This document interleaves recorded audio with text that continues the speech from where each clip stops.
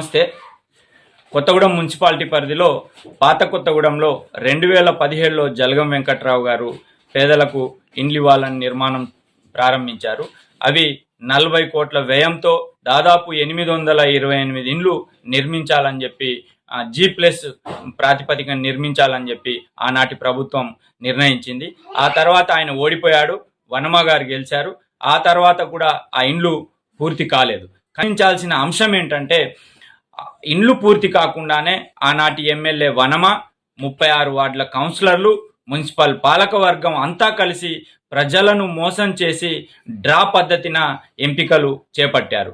అయితే ఈ ఎంపికలను ఆనాటి ప్రజాప్రతినిధులకు అధికారులు ఏ విధంగా సహకరించారని చెప్పి మేము ప్రశ్నిస్తా ఉన్నాం. స్థానికంగా కూడా ఎర్ర జెండాతో పోరాటం చేసే కూనంనేని సాంబశివరావు గారు ఎమ్మెల్యేగా ఉన్నారు. మేము ఎమ్మెల్యేకు విజ్ఞప్తి ఏం చేస్తా ఉన్నామంటే, తక్షణమే డబల్ బెడ్రూమ్ ఇండ్ల దగ్గరికి అధికారులతో వెళ్ళి పరిశీలించాలని చెప్పి విజ్ఞప్తి చేస్తా ఉన్నాం.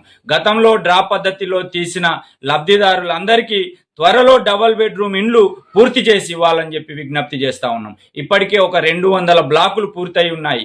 అవైనా ఇవ్వకపోతే అవి అసాంఘిక కార్యకలాపాలకు అడ్డాగా మారిపోతా ఉంది. కనుక స్థానిక ఎమ్మెల్యే మరియు కాంగ్రెస్ ప్రభుత్వం దృష్టి సారించి పేదలకు న్యాయం చేయమని చెప్పి డిమాండ్ చేస్తా ఉన్నాం. పేదలకు న్యాయం చేసేందుకు పోరాటాలు తప్పవని చెప్పి కూడా ఆ వైపుకు ఈ ప్రస్తుత ప్రభుత్వం ప్రజాప్రతినిధులు అడుగులు వేయకపోతే లబ్ధిదారులతో పోరాటం తప్పదని చెప్పి ఈ సందర్భంగా సేవ్ కొత్తగూడెం, సేవ్ మున్సిపాలిటీ తరపున డిమాండ్ చేస్తా ఉన్నాం, హెచ్చరిస్తా ఉన్నాం.